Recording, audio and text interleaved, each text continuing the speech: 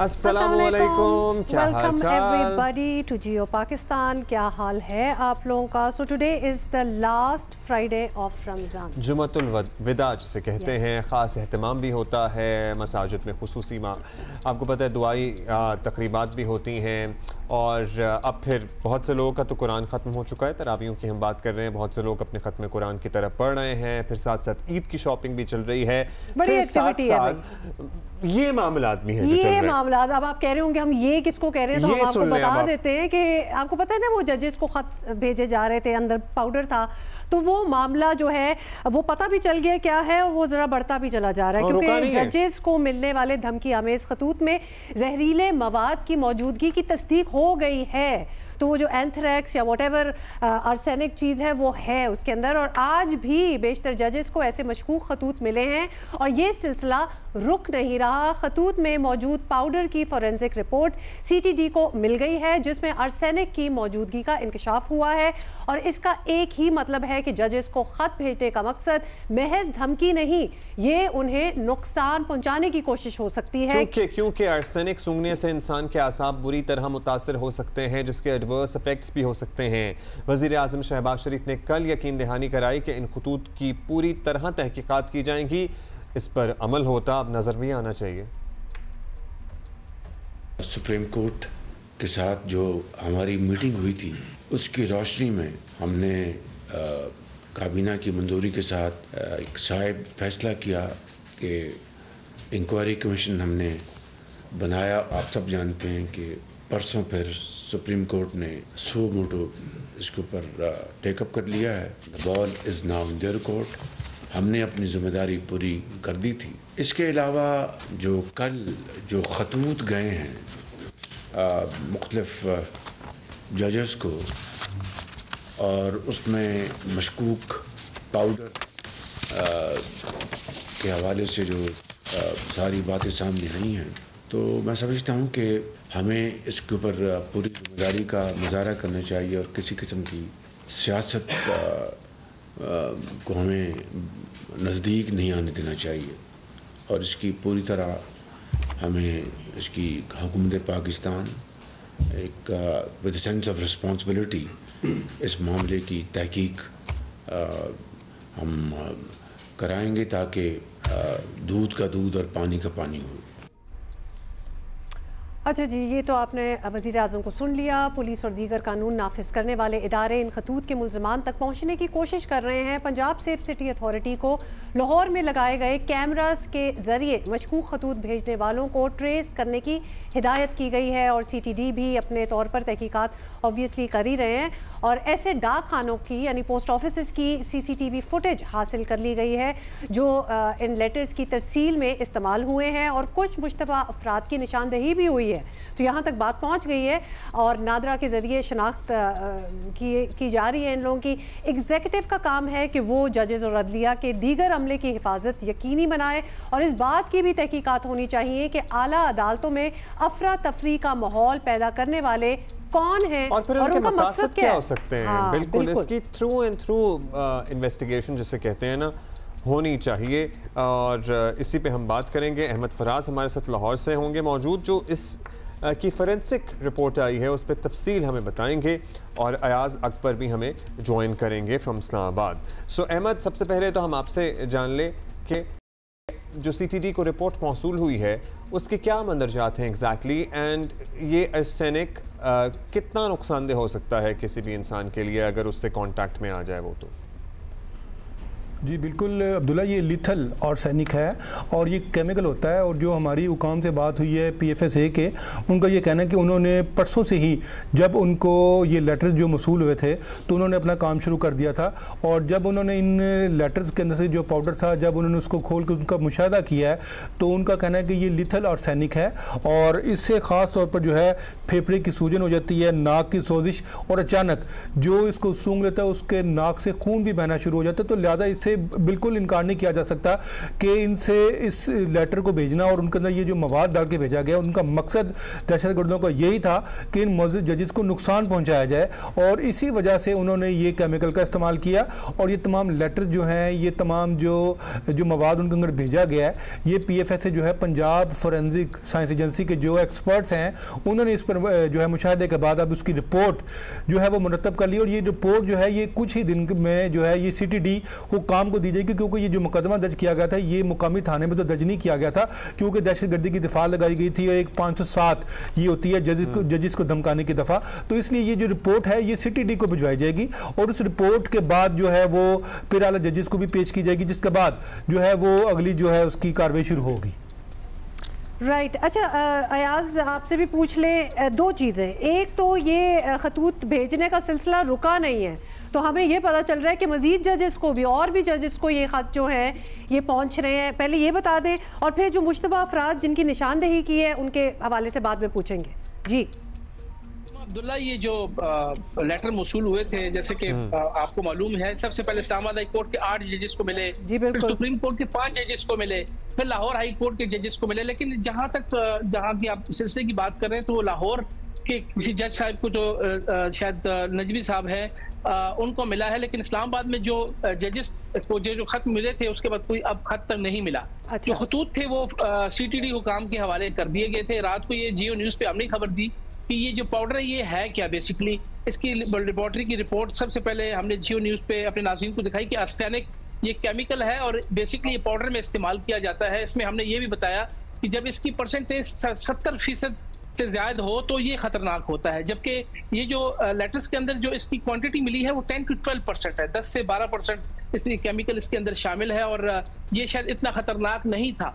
लेकिन अब ये भी हो सकता है कि हमें CTD हुकाम के जो ज़राए उन्होंने बताया कि हो सकता है कि जिस शख्स ने ये हरकत की है उसको शायद इसकी क्वांटिटी का अंदाजा नहीं था, इसने बाजार से खरीदा और उसको क्योंकि उसको मालूम था कि ये इतना इफेक्टिव होता है, असरअंदाज तो होता है इंसान के आसाब को। कहां परचून की दुकान पे मिल रहा होता है, ये कहां से मिल रहा होता है आर्सेनिक?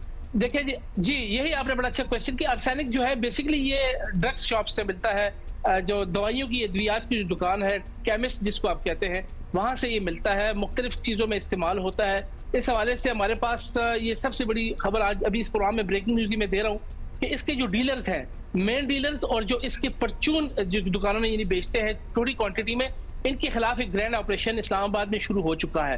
पिंडी इस्लामाबाद में जितने भी डीलर्स हैं उनको इन्वेस्टिगेट भी किया जा रहा है, उनकी लिस्टें भी बन चुकी हैं और उन पर छापे भी मारे जा रहे हैं। उनसे ये मालूम होगा कि जो ये इतने खतूत के अंदर क्वांटिटी की है, क्योंकि ये एक रेयर किस्म का केमिकल होता है जो शायद इतनी क्वांटिटी में कोई शख्स खरीदता नहीं है, लेकिन जिस शख्स ने ये खरीदा है, पुलिस क्योंकि बाकी क्लू तो उनके पास बाकी चीजों पे काम कर रहे हैं, बट ये भी क्लू है कि जिस शख्स ने ये जिस क्वांटिटी में खरीदा है, जिसमें आपने देखा है कि 8 और 5 लेटर इस्लामाबाद में और जैसे लाहौर में, तो ये तकरीबन अच्छी खासी क्वांटिटी बनती है, 100 ग्राम्स या इससे थोड़ा सा कम, शायद 80 से 100 ग्राम के दरमियान एक पैकेट के अंदर ये केमिकल मिला है। तो ये उस डीलर तक भी पहुंचने की कोशिश की जा रही है जिसने ये केमिकल किसी एक शख्स को या एक से ज्यादा लोगों को जो है वो बेचा है।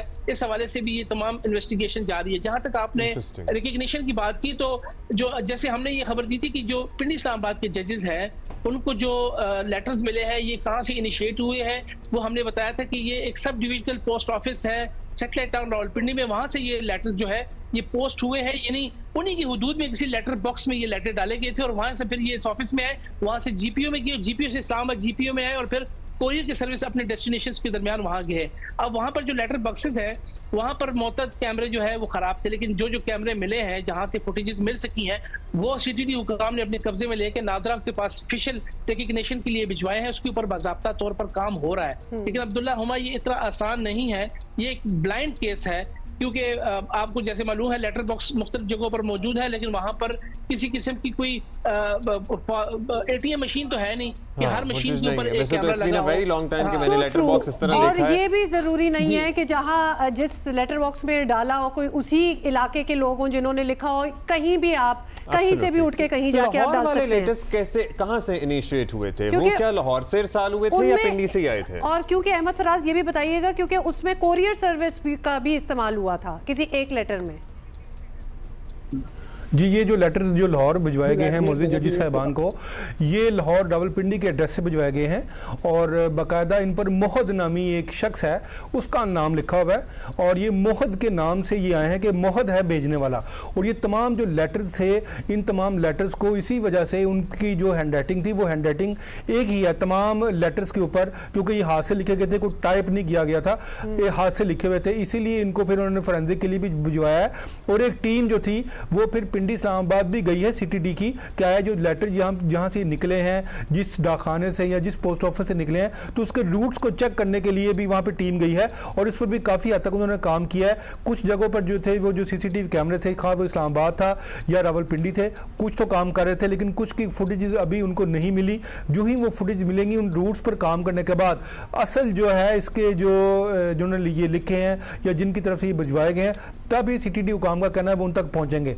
जहां तक इन लेटर्स को इनके फोरेंसिक का ताल्लुक है, तो फोरेंसिक 70-80% की फोरेंसिक जो है वो मुकम्मल हो गई है। उसका मकसद ये था क्या ये कितने हद तक कितने खतरनाक इसमें केमिकल इस्तेमाल हुआ है, तो वो मैंने आपको बता दिया है कि ये जो इसमें था लिथल आर्सेनिक का इस्तेमाल किया गया था, जिससे बहुत ज़्यादा जो है वो नुकसान हो सकता था। लेकिन क्योंकि ये लेटर जो एक SOP होती है, जब लेटर जजेस के पास आते हैं तो डायरेक्ट उनकी टेबल पर नहीं आते, ये बाकायदा उनके जो प्राइवेट सेक्रेटरीज होते हैं वो वसूल करते हैं। तो ये जो लेटर थे ये तमाम जजेस के प्राइवेट सेक्रेटरीज ने ही वसूल किए थे। उनको भी जो भेजने वाले हैं उनको भी ये पता होगा कि डायरेक्ट जज साहब ने तो शायद नहीं खोलना या उन्हें पता ना हो, लेकिन अदरवाइज एक डराने धमकाने की कोशिश है जो बड़ी प्री प्लान्ड कोशिश है। अहमद, क्या लाहौर में आज भी किसी को कोई खत आया, किसी जज को, किसी अदालत के?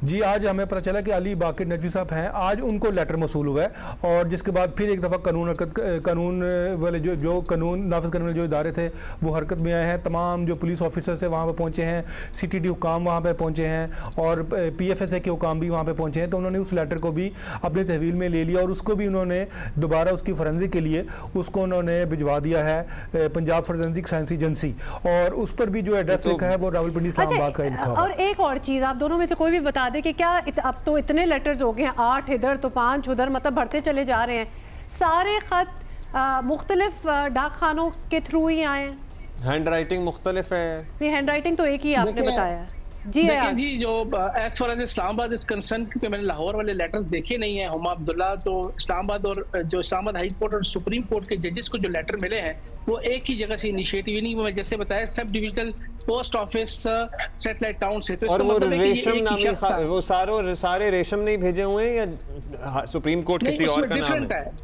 नहीं, रेशम भी है और इसके साथ एक और खातून का नाम भी है, तो ये नाम डिफरेंट है, बट ये जो यहाँ से ये इनिशिएट हुए हैं वो एक ही जो है वो पोस्ट ऑफिस का इलाका है। तो ये तो बड़ा क्लियर है कि जिसने भी किए इसी एरिया में से ये हरकत हुई है।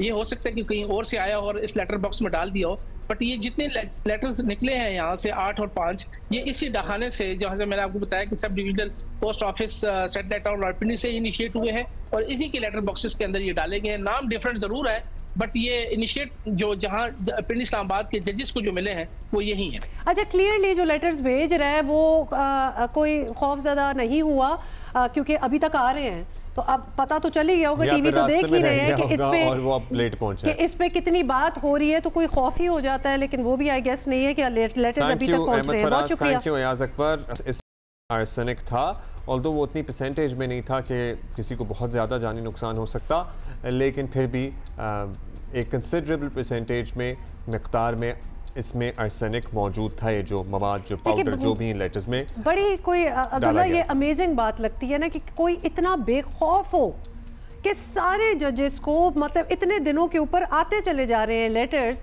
वही बेखौफ होगा ना जिसको शायद ये लगता हो कि हम पकड़े नहीं जाएंगे। ड्रामाई सूरत हाल है, टू बी ऑनेस्ट। वैसे बहुत आपको ऐसा लग रहा होगा कोई टीवी सीरीज की कहानी है, कोई फिल्म आप देख रहे हैं, but this is happening and yes, इस पे मुताद्दिद इदारे काम कर रहे हैं और अब वो तमाम डीलर्स या होलसेलर्स या फिर रिटेलर्स जो ये केमिकल्स बेचते हैं उनको भी तफ्तीश में शामिल करने का फैसला और किया अगर गया। तो आपको लगता है कि हाँ हमारे हाथ से ये चीज़ गई है तो आप सामने आए, बताएं कि क्या हो रहा है। Help the authorities. In any case break के बाद मिलते हैं। वेलकम बैक जी, क्या हाल है आपके? Thank you for writing in to us. और बहुत से लोग अपने एक्सपीरियंसेस बता रहे हैं कि भाई बच्चों के अगर कपड़ों की ख़रीदारी के लिए भी जा रहे हैं या जूतों की ख़रीदारी के लिए भी जा रहे हैं तो इतनी महंगाई का उन्हें सामना करना पड़ रहा है कि अगर पहले एक दो जोड़े कपड़े और एक जूता आ जाता था तो बस मुश्किल एक एक पेयर ही मुकम्मल कर पा रहे हैं। मतलब थोड़ी लग्जरी पे आप जा सकते थे पहले, लेकिन अब आपको लिटरली नाप तोल के ही लेना है। कुछ अगर ख़रीदना है, कुछ लेना है तो कोई चीज़ छोड़नी पड़ेगी। You can't have it all. But ये घर घर की आजकल ये कहानी हुई है। लेकिन एक और चीज़ जो कि हम रोज़ ही बात कर रहे हैं, लेकिन इसका साइकोलॉजिकल इफ़ेक्ट लोगों पे क्या हो सकता है उस पे आज हमने बात करनी है।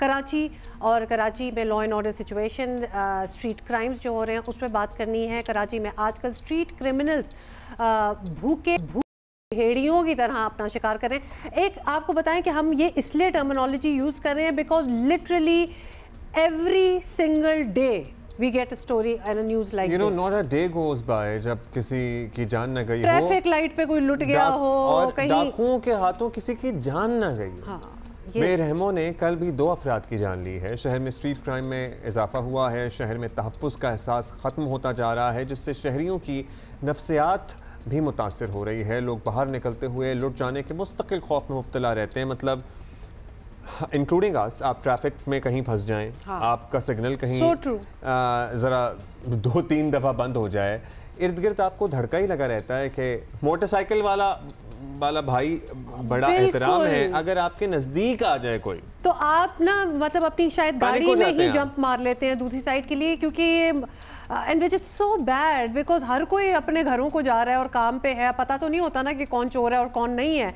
लेकिन मोटर बाइक आपके पास आके थोड़ी देर के लिए रुक जाए तो खौफ आ जाता है। एटीएम इस्तेमाल करने या बैंक से रकम निकलवाने के बाद जब घर आपको जाना होता है तो उसमें आपको डर लगा होता है कि हम घर पहुंच जाएंगे कि नहीं, क्योंकि इसी तरह तो लोगों का मतलब लोग मर भी इसी तरह ही रहे हैं, माल भी उनका छिन रहा है। These are everyday activities and realities in Karachi.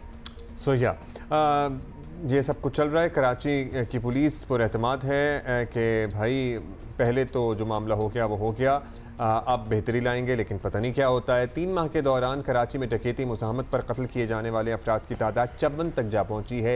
एक रिपोर्ट के मुताबिक 2022 से मार्च 2024 तक शहर में स्ट्रीट क्रिमिनल्स के हाथों 250 शहरी जाँ बहक हुए हैं। 1050 से ज़ायद ज़ख्मी हुए हैं। मतलब 1050 अगर ज़ख्मी हुए हैं तो वो इंटेंट से तो मारने की ही गोली चलाई होगी ना। 250 उसमें से मर गए और 1000 से ज़ायद ज़ख्मी हो गए। गुलिस्तान जौहर में होटल पर सहरी करते हुए डकैती की वीडियो सामने आ गई है। देखा जा सकता है कि डाकू लूट मार के बाद आराम से फ़रार हो गए और शहर का कोई इलाका ऐसा नहीं है जहां पर आप ये गारंटी से कह सकते हो कि भाई ये इलाका तो ये साथ साथ हम आपको मनाजिर दिखा भी रहे हैं ताकि आपको पता हो। अब तो everything is like live broadcast हो रहा होता है। इस वक्त अभी हम ब्रेक में आ रहे थे तो हम दोनों एक वीडियो देख रहे थे जहां एक सिग्नल पे अप क्लास जगह ऑफ कराची सिग्नल पे खड़े हुए किसी के 8 लाख जो थे वो निकाल के ले गए। शुक्र है जान बच गई, मारा नहीं। लेकिन इसमें आप लिटरली अपनी चीज़ें दे देते हैं, इसी में खुश हो जाएं कि जान तो बच रही है, लेकिन ऐसा होना नहीं चाहिए। People are really thinking twice about stepping out of the house. तो इसके क्या असरात हैं, लॉन्ग टर्म क्या हो सकते हैं। बच्चों को जो हम सिखाते हैं कि अगर बाहर भी बेच रहे हो कि किससे बात करनी है, किससे नहीं, कहाँ तक जाना है, कहाँ नहीं, ये चीज़ें as they grow up it takes a toll. अच्छा जी, वैसे तो बहुत से हॉटस्पॉट्स हैं लेकिन कुरंगी भी डाकुओं का फेवरेट इलाका है। बिल्कुल, ये कहना गलत नहीं होगा कि कराची में स्ट्रीट क्राइम की रोकथाम से मुताल्लिक हुकूमत, पुलिस और दीगर इदारों के बयानात, दावे, इक़दामात अभी तक यही सूरत हाल है, बेनतीजा ही कह सकते हैं। आयशा सनोबर साहिबा माहिर नफ्सियात हमारे साथ मौजूद हैं।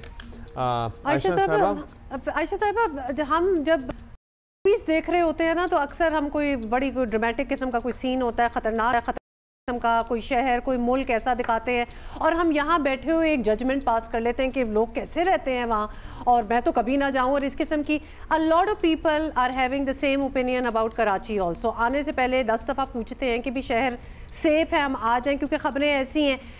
जो यहाँ के शहरी हैं, जो हम सारे कराची में रहते हैं, मतलब हमारे लिए बड़ा ही मुश्किल है जस्टिफाई भी करना लोगों का कि ज़रूर आए भाई हमारा शहर बिल्कुल ठीक है। एंड येट रियलिटी ये है कि ये सब कुछ स्ट्रीट क्राइम्स हो भी रहे हैं। इनको किस तरह डील करें?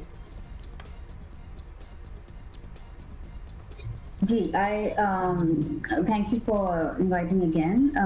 I think आपने जो ये पॉइंट रेज किया कि एक हमारा जो इमेज बन गया है, परसीव्ड या रियल वो एक अलग बात है, बट एक इमेज जो बन गया है उसको कॉम्बैट करना is one of the things जो कि इस स्ट्रीट क्राइम के नंबर्स बढ़ने की वजह से हुआ है। I'll come to that, but overall जो आपने बात की ना कि जिस तरीके से हम इतने विजिलेंट हो गए हैं, जिस तरीके से हम अपने बच्चों को जो इंस्ट्रक्शन दे रहे हैं, जिस तरीके से हम रेज हुए थे वर्सेस जो अब बच्चे रेज हो रहे हैं, बहुत ही ज्यादा ट्रस्ट नहीं करना किसी पे, एक संभल के चलना है। So all of those things impact growth, right? अगर मैं now wearing child mental health का की है तो देयर आर मल्टीपल लेवल जहाँ पे ये इम्पैक्ट हो रहा है। अगर हम बात करें जिसके साथ डायरेक्टली हो रहा है तो डायरेक्ट वो जो ट्रॉमा और वायलेंस हो रहा है उसका impact, and how do we recover from that, and indirect जो आपका सवाल है वो मेनली इनडायरेक्ट वायलेंस और इनडायरेक्ट ट्रॉमा की और आयशा साहिबा वो है भी इसलिए सवाल इस तरह इनडायरेक्ट बिकॉज बहुत से लोग हैं अल्हम्दुलिल्लाह who have not gone through this. Now who have gone through this, because I've gone through this multiple times, not one time. But not here. Not here, but obviously in any other city of the country. Lahore में होता है। मैं आपसे जानना चाहता हूँ, एक तो जब भी स्ट्रीट क्रिमिनल आते हैं ना, ये आपके साथ गालम गलोच करते हैं, जिस पे आपको गुस्सा भी चढ़ेगा। कोई इंसान बिला वजह आपको गालियां देना शुरू हो जाए और गंदी गालियां देना शुरू हो जाए ताकि वो इंटिमिडेट कर सकें, और उसके बाद आपसे सामान लेते हैं, चले जाते हैं। सो एक तो आप उस फ्रस्ट्रेशन में होते हैं कि आपका सामान चला गया, फिर आप इस पे होते हैं कि यार मैं कुछ नहीं कर सका, मुझे मेरी बेइज्जती भी की, मुझे गालियां भी दी, मुझे डराया भी, धमकाया भी। वो ट्रॉमा बड़ा हौलनाक होता है।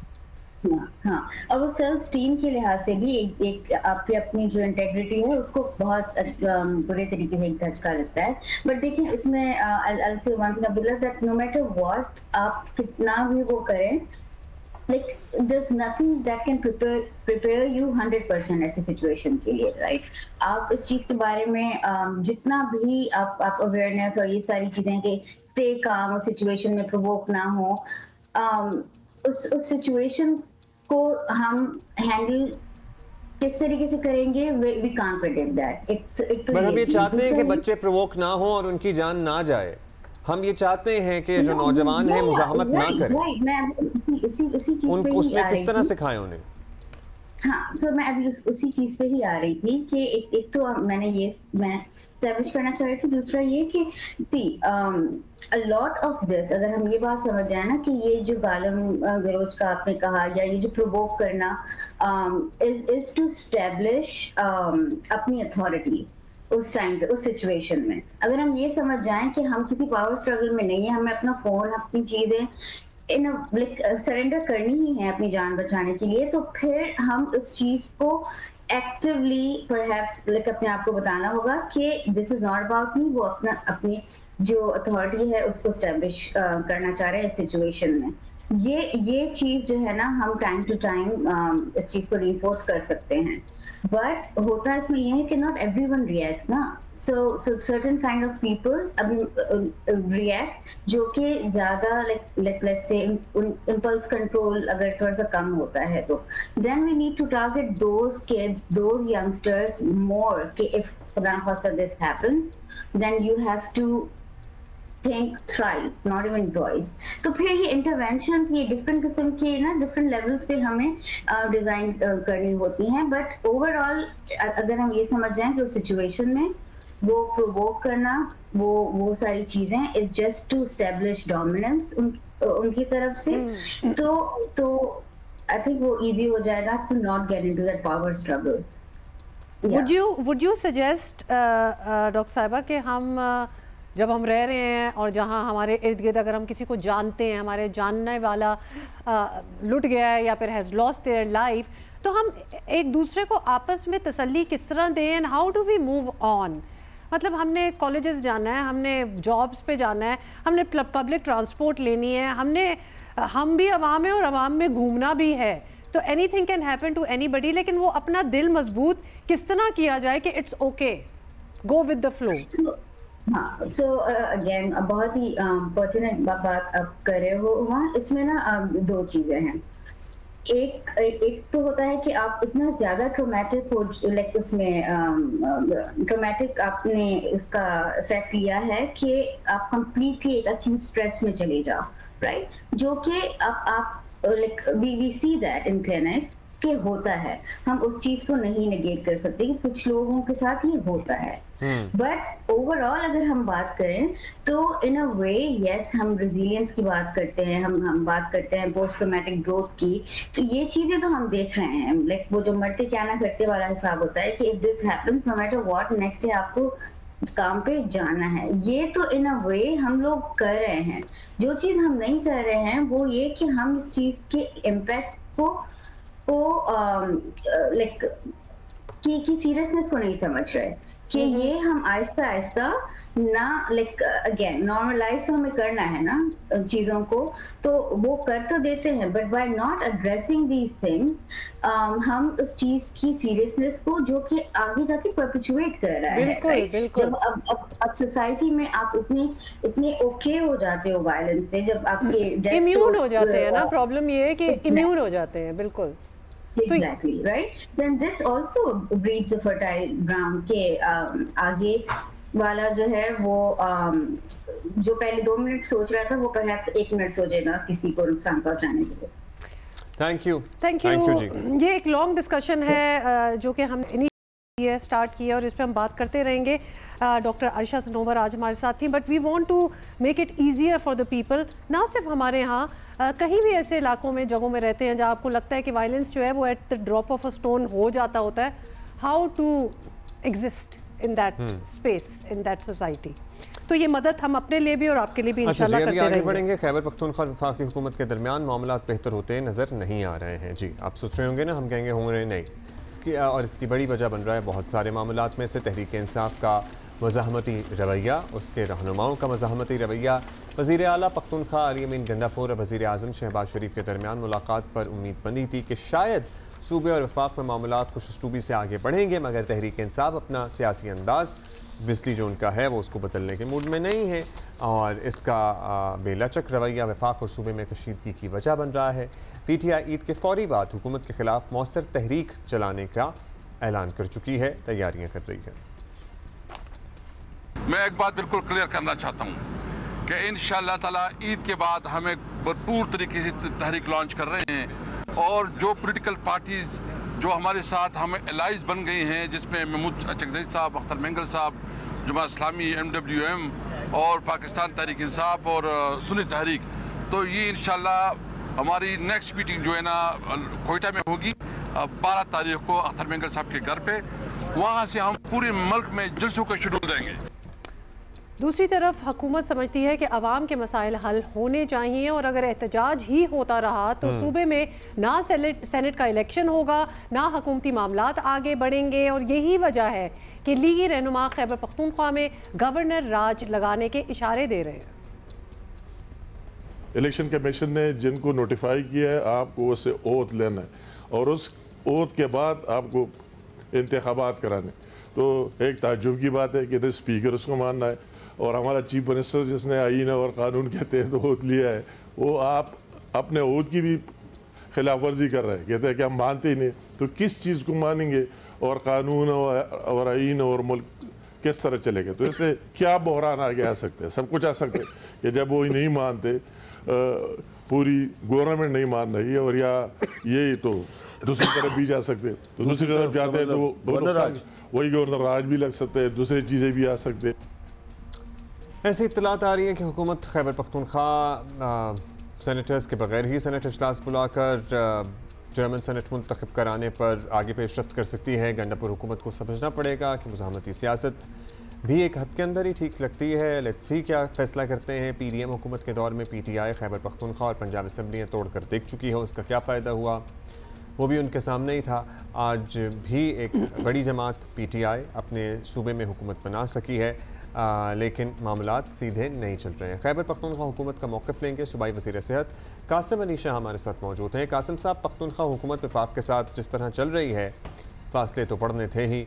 अब अमीर मकाम साहब कहते हैं कि भाई सूबे में गवर्नर सकता है, तो क्या करेंगे आप लोग अगर लग गया या उसकी कोशिश हुई? जी बहुत बहुत शुक्रिया। ऐसा है ना जी, हम तो आवाम का मैंडेट लेके आए हैं और इख्तियार में बैठे हैं, और जो लोग ये बातें कर रहे हैं ना जी, अगर वो अपने गिरमान में झांकें तो उसको तो आवाम ने मैंडेट ही नहीं दिया हुआ। बाकी जहाँ तक बात है किसी गवर्नर राज लग सकता है, तो पहली बात मैं ये बताऊं कि अगर आप पहले देख सकें, पहले भी गवर्नर राज लगा था मुस्लिम लीग नून के खिलाफ, जिसको अदालत ने उड़ा दिया था, रिलीफ दे दिया था। और खैर ये तो इतिहास है, एक चीजें डिटेल है, एक डाटा हमारे पास पड़ा हुआ है। तो पहली बात तो ये है कि अगर ऐसा कुछ वो करना चाहते हैं तो अदालतें मौजूद हैं, तो इसमें ऐसा कुछ वो कर नहीं पाएंगे, कोई कानूनी रास्ता उनके पास नहीं है। बाकी जहाँ तक है, अगर ये गवर्नर राज लगाना चाहते हैं तो शौक से अपना जो शौक है वो पूरा करें। तो जो नजरिए से खड़े हुए लोग हैं, तो हम लोगों के इक़्तिदार के होने या ना होने से कुछ ज्यादा फर्क पड़ता नहीं है। बेशक उनका दिल चाहता है गवर्नर राज लगाने का तो बिल्कुल लगा दे, और फिर भी हम मैदान में हैं, हम मैदान में थे, मैदान में हैं और मैदान में रहेंगे। और यकीन माने गवर्नर राज लगाने की अगर ये कोशिश करते हैं और लगाते हैं तो हमें तो कोई प्रॉब्लम नहीं होगा, लेकिन ज्यादा मुश्किलात इन्हीं को हो जाएंगी, क्योंकि आवाम हमारे साथ खड़ी है, आवाम का मैंडेट हमारे पास है, और ये तो मैंडेट चोरी करके आए हुए लोग हैं। ये कैसे जमहूरियत को डिवेल करने की बात करते हैं? हाँ, लेकिन आवाम को भी मतलब कुछ रिलीफ चाहिए होगा, कुछ सिस्टम चाहिए होगा जो स्मूथली चले। अब ये बताएं कि सियासी मुखालफतें तो चलती ही रहती हैं, लेकिन मामला तो वहाँ ख़राब हुआ जब अदालती अहकामात के बावजूद आप लोगों ने मखसूस नशिस्तों वाले अरकान से हलफ नहीं लिया। तो आपको नहीं लगता कि इस तरह के इक़दामात से आप खुद हुकूमत और अदालतों को सख्त तरीन एक्शंस का जवाब दे रहे हैं? देखिए जी, हमने यहाँ पर एक कानून का जो सीटें जीती हैं आपके सामने हैं, 3/4 मेजॉरिटी लेके हम आए हैं, लेकिन ये हमारा हक बनता था कि उसकी मुनासबत में हमें रिजर्व सीट मिले, लेकिन हमें रिजर्व सीट नहीं दी गई। ये पहली ज्यादती की गई। दूसरी ज्यादती ये की गई कि जो मैंडेट हमारा है, जो आवाम ने हमें वोट दिया है, उसकी बुनियाद में जो हमें रिजर्व सीट मिलनी चाहिए थी, वो सीटें उन लोगों को मिल रही है जिनको आवाम ने चुना ही नहीं, जिसको आवाम ने मैंडेट ही नहीं दिया।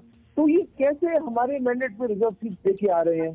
पहले तो ये बात है। दूसरा, आप कानून में देखें और आप मुझे बताइए कानून में कहाँ लिखा है कि अगर एक पार्टी को रिजर्व सीट नहीं मिलती तो उनका जो शेयर है वो उठा के अपोजिशन को दे दिया जाए। इनके पास तो मैंडेट ही नहीं है। यही तो हमारा मेन पॉइंट है जिससे हम डिबेट कर रहे हैं। तो ये चीजें क्लेरिफाई होंगी, और मुझे उम्मीद है कि आपके चलते हुए हमारे केस सुप्रीम कोर्ट में भी लगे हैं, हाई कोर्ट में भी चीजें चल रही हैं। इंशाअल्लाह ताला अल्लाह बेहतरी करेगा, और हमें उम्मीद है कि जो फाइनल डिसीजन हैं वो हमारे हाथ में है। सर, कानून तो बहुत चीज़ों का पाबंद करता था, सही से इलेक्शन कराने का पाबंद भी करता था। ज़ाहिर है आप पार्टी की हैसियत से तो इंतखाब में उतरे नहीं थे, आज़ाद उम्मीदवार थे सारे। एक पार्टी की हैसियत होती तभी रिज़र्व सीटें मिलती, अब जब थीं तो कहीं ना कहीं तो वो एडजस्ट होनी थी। खैर, अब तनाव उरूज पे। अब ये बता दें कि दोनों अतराफ़ कोई लचक दिखाने को तैयार नहीं हैं। आप लोग ईद के बाद हुकूमत ख़िलाफ़ मुहिम भी चलाने का इरादा रखते हैं। किस स्केल की ये मुहिम होगी? और आपको पता ही है अमन व अमान की सूरत हाल पर्टिकुलरली खैबर पख्तूनख्वा में भी अच्छी नहीं है। कौन यकीनी बनाएगा कि सब कंट्रोल में रहे? देखिए जी, हमारी तरफ से मैं आपको मेक श्योर करना चाहता हूँ, हमारी पार्टी की पॉलिसी है कि हम कानून के दायरे में रह के अमन व अमान की चीज़ों को मेक श्योर करा कर आगे चलते हैं। हमारी पार्टी ने धरने दिए इस्लामाबाद में, एक गमला भी नहीं टूटा। हमारी तरफ से ये बिल्कुल क्लियर है कि कोई ऐसी हरकत नहीं की जाएगी, नहीं ऐसा कुछ होगा कि जिससे कोई अमन व अमान का जो मसला क्रिएट हो। लेकिन ये बात याद रखिए कि एक जमहूरी पार्टी के पास ये पूरा राइट होता है कि जब उसके हाथ में डाका डाला जाए, जब कानून की खिलाफ वर्जी की जाए, जब कानून को तोड़ा जाए, तो यह हमारा हक बनता है कि हम अपनी आवाज उठाएं, और ये हमारा राइट है। तो हम अपने राइट पे तो बिल्कुल खड़े रहेंगे, और इंशाअल्लाह ताला ऐसा मैं आपको मेक श्योर करता हूँ कि हमारी पार्टी की तरफ से, हमारी लीडरशिप की तरफ से, हमारे वर्करों की तरफ से और हमारे सपोर्टरों की तरफ से, जो मेरे ख्याल में पाकिस्तान में अगर देखा जाए तो कोई ऐसा गली मोहल्ला नहीं होगा जहाँ इमरान खान साहब के चाहने वाली और उनके सपोर्टर ना हो। उनकी तरफ से कोई ऐसा नहीं है होगा। ऑलराइट, बहुत बहुत शुक्रिया। सुबाई विद कासिम शाह हमसे बात कर रहे थे। उन्होंने कहा जी मैं गारंटी देता हूँ कि अमन अमान की सूरत हाल अंडर कंट्रोल रहेगी, हमारी जिम्मेदारी है। लेकिन एहतजाज तो होगा, वो इनका राइट है। ब्रेक के बाद मिलते हैं।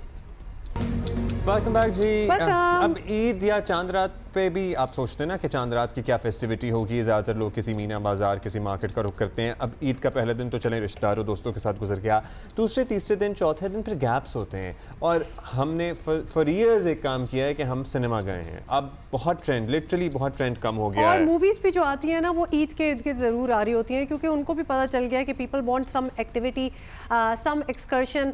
ठंडी ठंडी जगह होती है, सिनेमा में जाके आप अच्छी सी अपने फेवरेट स्टार्स के साथ मूवी देखें। तो इस साल भी ईद पे मूवी जो रिलीज हो रही है, कुछ फिल्में आ रही हैं जिनमें से एक ये है हम तुम और वो।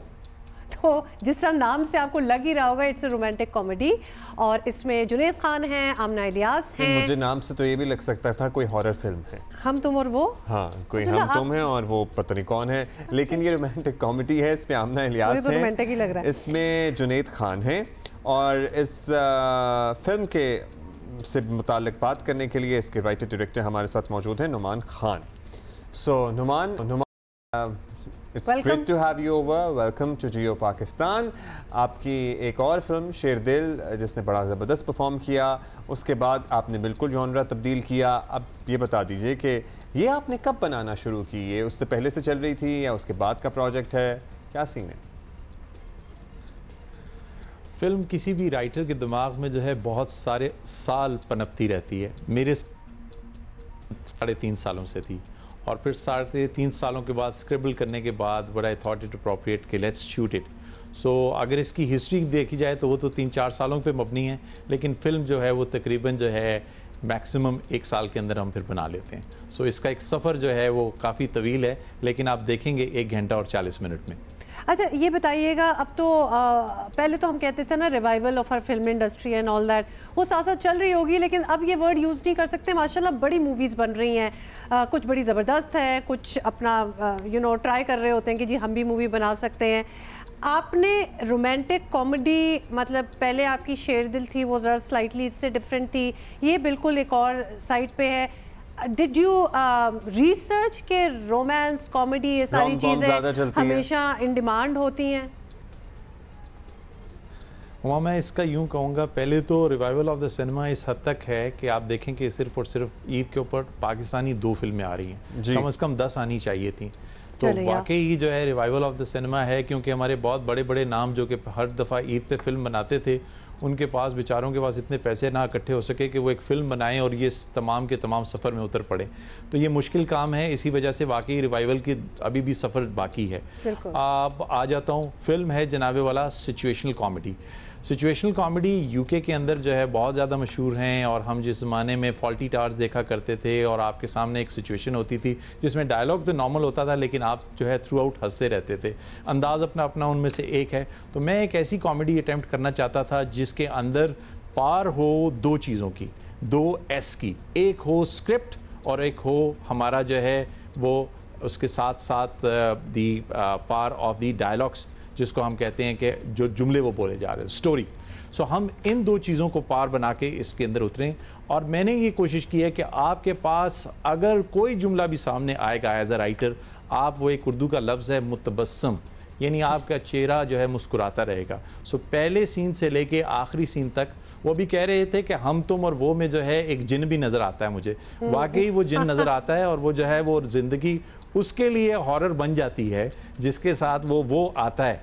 अच्छा, बेसिकली वो जब हमको पता चल जाता है तो फिर जो है ना हम तुम का सीन ऑफ हो जाता है। अब ये बताइए। अच्छा, नहीं, लेकिन आपने ये बड़ा ज़बरदस्त आपने एक्सप्लेन भी किया है नुमान। अदाकार जो आपने रखने हैं, Amna Ilyas is full of spark. वो तो इतनी उनसे तो गप्पे लगा के वो इतनी अलाइव है, इतनी एनर्जेटिक है कि हम एक्सपेक्ट कर रहे हैं कि ज़बरदस्त उन्होंने काम किया होगा। Absolutely. And Junaid is a fine actor, उनको हम काफी बड़े धीमे मिजाज के, हाँ, अरसे से हम देख रहे हैं। How was it getting these 2 together और एक कॉमेडी बनाना? वो तो एक आई कैन इमेजिन कि वो वैसी एक कॉमेडी सिचुएशन होगी जब आप सारे काम कर रहे होंगे साथ। Very good question. खुदा और मोहब्बत में मैंने जब देखा जुनैद खान को, तो मुझे यूँ लगता था कि इनको असल तौर पे अनलिश हमने किया ही नहीं, और हमेशा जुनैद खान को एक सीरियस किस्म का इंडिविजुअल लिया। जब हम तुम और वो के वो सेट्स के ऊपर आए और उन्होंने जब वो स्क्रिप्ट पढ़ा, तो मुझे यूँ लगता है कि स्क्रिप्ट लिखा ही उनके लिए, और उनके बाद में क्योंकि मैंने फिल्म डायरेक्ट की है और उनके हर एंगल को बार बार देखा है, तो उनके हैंड्स की मूवमेंट भी मैं कहता हूँ कि कितनी पर्टिनेंट है। आमना इलियास बहुत ही खूबसूरत खातून है, पाकिस्तान भर में पहचानी जाती हैं, लेकिन मुझे यूँ लगता है कि जो आमना इलियास की खूबसूरती है वो अब तक हमने रिवील ही नहीं की है in terms of her look. Personality तो उनकी बहुत अच्छी है ही है, लेकिन in terms of the look, so मैंने ये फ़ैसला किया था कि वो पाकिस्तानी एक खूबसूरत दोशीज़ा देखना चाहते हैं, तो आमना को हर सीन में जो है मुख्तलिफ दिखाया है, और जब आप उनको देखेंगे तो आपको हर जगह पे आमना पे प्यार आ जाएगा, हर किस्म का, माँ का, looking forward to it. हर किस्म का। We are looking forward to हम, तुम और वो, और हमारे जो व्यूअर्स हैं हमें देख रहे हैं। So this is one movie, आपको हम चॉइसेस देते हैं ना कि ईद की छुट्टियों में क्या करना है, तो जरूर जाके ये देखें। इस दफा लेकिन एक फिल्म है और अच्छे तो जरूर प्लान बना सकते हैं। Thank you Numan साहब for being with us. This is all the time we have. All right, that is it for today, and we're going to see you tomorrow. Bye.